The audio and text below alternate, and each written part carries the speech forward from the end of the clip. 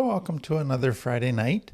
We're working our way through the stages of development as developed by Erik Erikson, but focusing on what he talked about is at each stage of development, if the right conditions aren't met, then there's an unfavorable outcome. If the right conditions are met, there's a favorable outcome.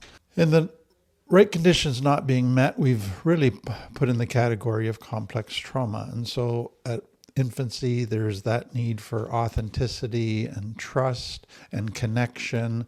And if that's not met, then that sets up a whole bunch of ripple effect ramifications that are going to result in all kinds of issues down the road.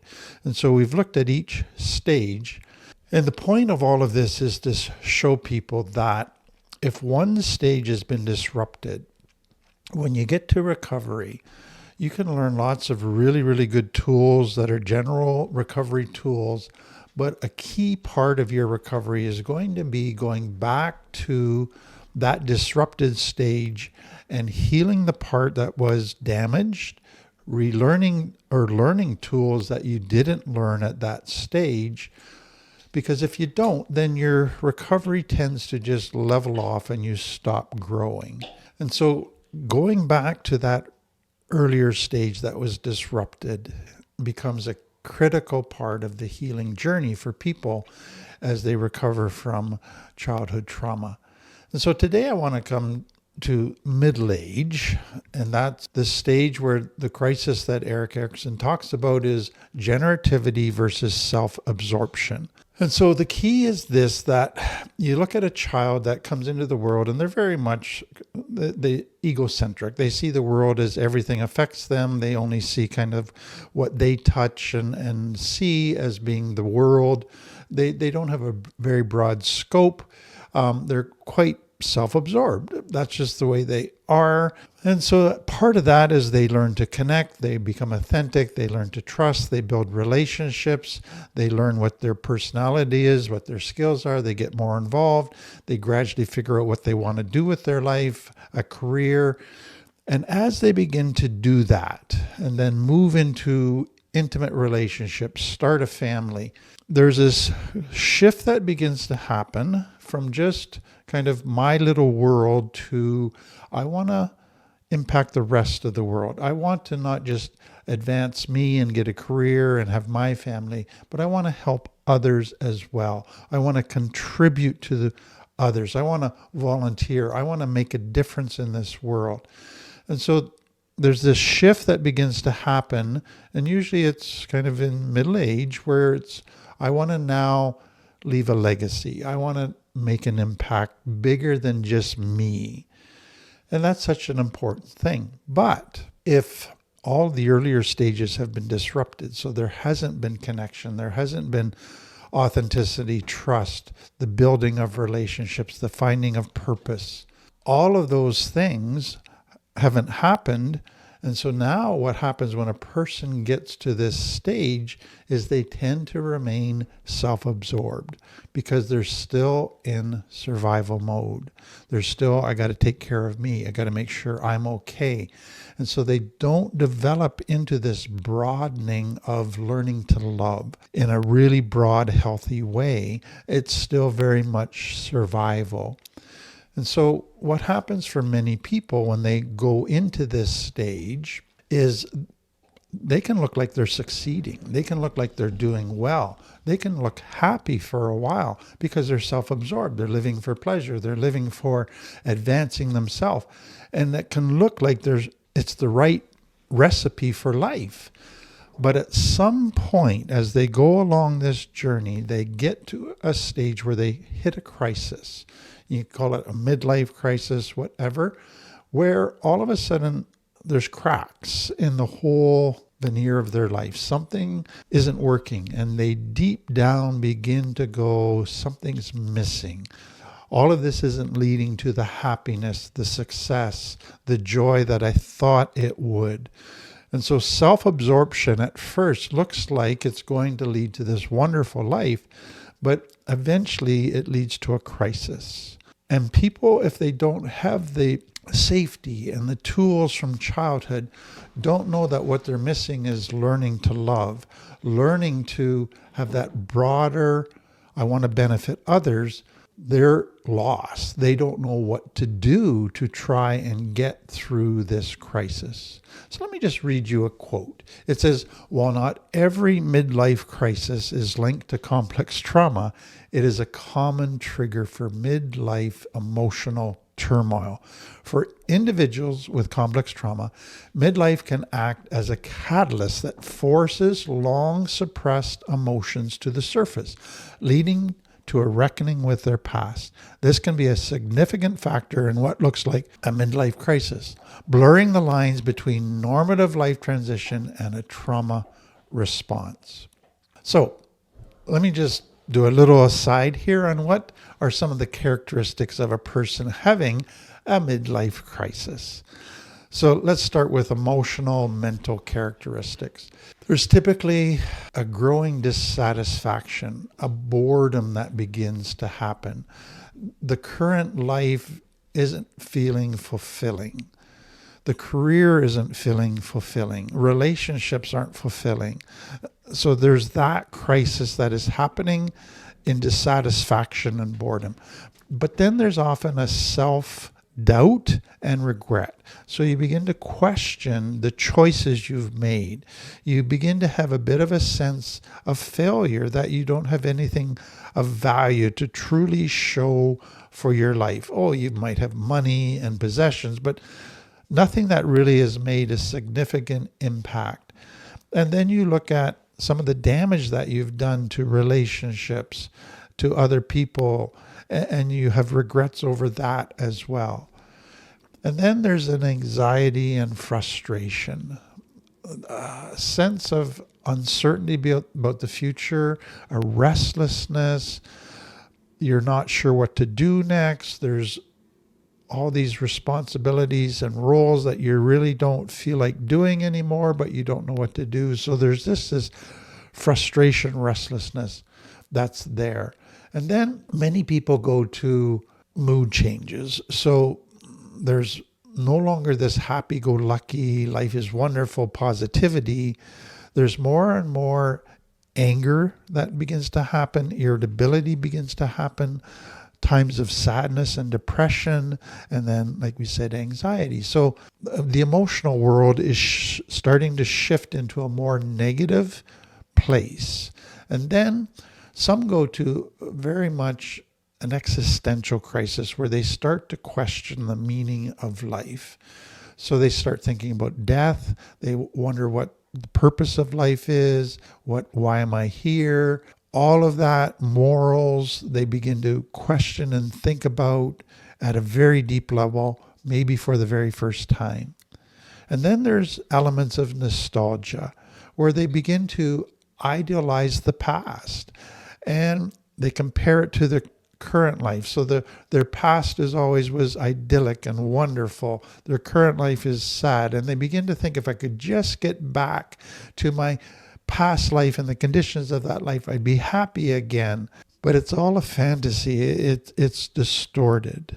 Then there's some characteristics about behavior.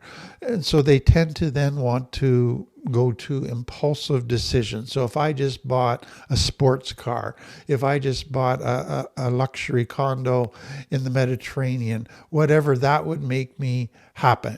So it's all of a sudden making these sudden big purchases or drastic changes in their appearance and where they want to move to, or getting involved in new social circles, or let's get a young girlfriend. And all of that somehow is going to bring back the passion and the joy and make life meaningful again. Others begin to withdraw from their friends, their family. They pull away from activities that they once enjoyed. And then others go through changes in sexual desire, from an increase or a decrease in sexual desire, thinking if the increase is all I need is more sex, then I'll be happy. So again, it's that impulsive limbic brain of the child looking for instant pleasure, looking for an instant fix to make me happy, to take away all of this negative feeling. And then for many, it's just they lose interest in life. So there's lack of productivity, lack of creativity. They just begin to have a change in habits where the stuff they used to do every day, they just don't feel like doing. They start doing stuff like just watching TV, more kind of mindless activities. And so all of a sudden they begin to see changes in their weight, changes in their sleep pattern.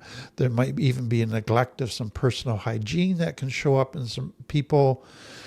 Others become hyper focused on their appearance. So they now have to just look a certain way, dress a certain way. They got to be dressed to the nines, get a new hairstyle, always have everything looking really good. So their image becomes their focus. Others become very preoccupied with their own personal comfort, their status. They don't want any hassles in life. They want to be a bit better than everybody. They want to have more possessions than everybody. And so they become very much focused on, again, the image and the externals of their life. Some become just indifferent, almost jaded when it comes to world issues, to the younger generation coming up and the problems they're struggling with. Don't care, not my monkeys, not my circus, not going to get involved. And there's a bitterness, a cynicism that begins to creep in to their whole mindset. They love to go on rants. They love to talk about the good old days. It just becomes very negative. So if that describes you, the question isn't, okay, I'm having a midlife crisis. It's why? What are the underlying things that have set me up? Because many people go through midlife and don't have a midlife crisis. Why am I struggling with this so much? So let me give you some stuff that would come out of complex trauma that sets a person up for a midlife crisis. So number one, think of a child that grows up with narcissistic parents, parents that are controlling, parents where dad is do it my way or the highway, authoritarian. It's all about what the parents want. The kids have to make sacrifices. The kids have to give up their needs, their wishes, become what their parents want. And so life kind of feels like being in jail. They're free servants. They're constantly having to fawn in order to please their parents. What they want, what they are, what their interests doesn't matter. So now, when they finally get to adult life free of their parents, they go, now I can do what I want. Now I can just live for my needs, my desires. And without realizing it, they become quite narcissistic. And they begin to think that the recipe for happiness is just indulge my desires. Do whatever I want. Don't care about anybody else because that's what caused me pain. I just want to live for me. So they don't go to healthy self-care. They go to unhealthy self-indulgence. And that becomes their whole approach to life. Then part of that for some is that the parent-child role was reversed for them growing up. So their parents acted like the helpless children, and they had to take care of their parents' needs. They had to take care of their parents' emotions. They had to have an antenna that was tuned to their parents' mood so that they would constantly be taking care of their parents to keep their parents happy.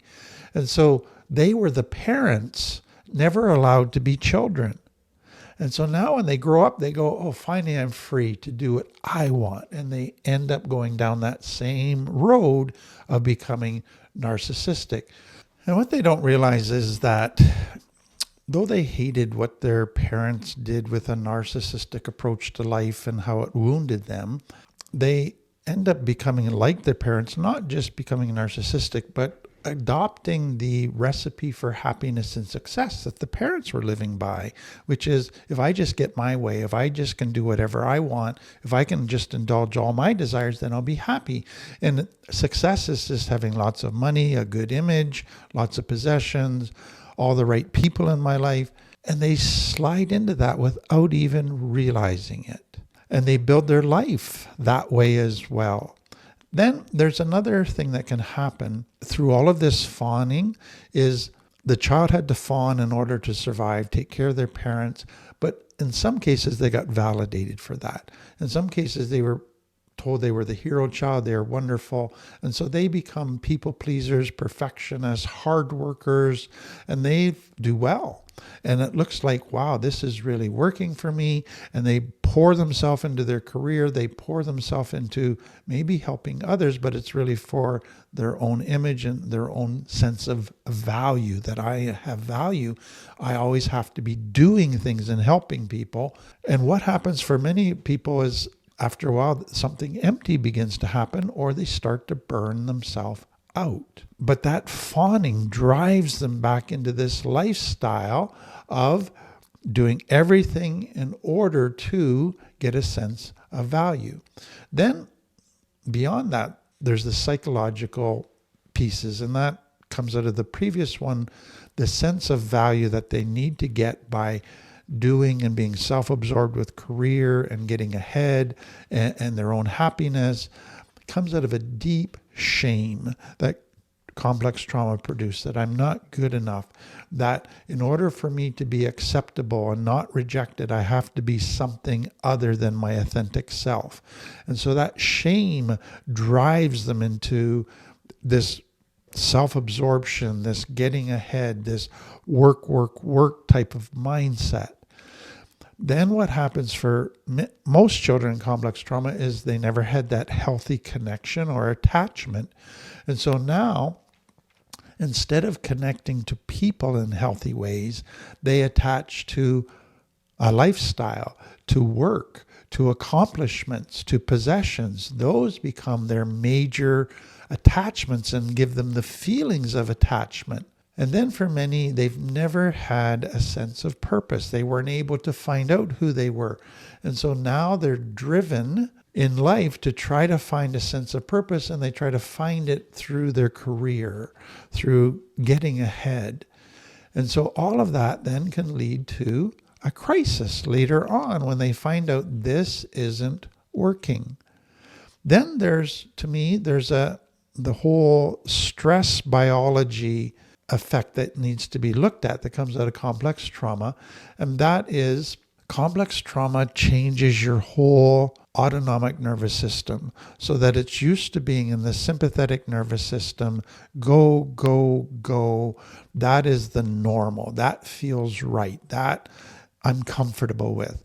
Learning to relax, learning to go to my parasympathetic nervous system doesn't feel right. It feels lazy. It feels selfish. And so people tend to push themselves because it feels normal to pursue this way of life because it feels right. Then they burn themselves out. Then they start having chronic illness issues, chronic fatigue issues, depression issues, and that can then lead to the crisis. And all of those things eventually take their toll. Eventually, years later, it catches up with them and they realize I've built my life on stuff that is no longer working. My house of cards is beginning to crumble. I built on a faulty foundation. And that's what's happening with the midlife crisis. And that, as you can see, comes out of complex trauma in all kinds of different ways. So if this is describing you, what I hope you see is this isn't just a midlife crisis in the here and now. This is the result of years and years of issues that have not been dealt with, have not been healed at the major points in your life where you didn't have the right conditions to have the favorable outcome, you got the unfavorable outcome. And that has just been compounding over each stage of life, and it has set you up. And so it is so important to go back and not just deal with midlife crisis stuff, but to go back and deal with all of the things that made you vulnerable for a midlife crisis. And so again, I would really encourage you That what you don't need right now is some quick fix to a midlife crisis. What you need is a deep dive into your complex trauma, into all of the stages of development that were disrupted. And so a course like our Lift course would help you do that. Get therapy, get help to do that deep dive. Then once you begin to heal that, there needs to be a shift from this continued self-absorption to what should have happened at the midlife stage, to becoming more loving, more giving, helping out. And so there needs to be a shift that I want my life now, yes, to take care of my needs, yes, to do healthy self-care, but I want to also not just learn to love myself in a healthy way, but to learn to love others in a healthy way. So I want to find ways to help others, to create, to serve. And so that could mean volunteering. That could mean contributing to a cause. That could mean mentoring younger people. That could mean developing creativity, legacy projects. Begin to explore those type of opportunities. And what you will find is as you do that, it's going to trigger all kinds of different fears. It could trigger all kinds of past issues that could lead to greater growth. But as you grow, as you learn to love it in this broader way, it's going to lead to a deeper satisfaction, a deeper fulfillment and joy. And so I hope, again, that this helps you. If it did, please like, subscribe, share it with others, make a comment. We really appreciate it. Thanks again for being with me. Have a good day.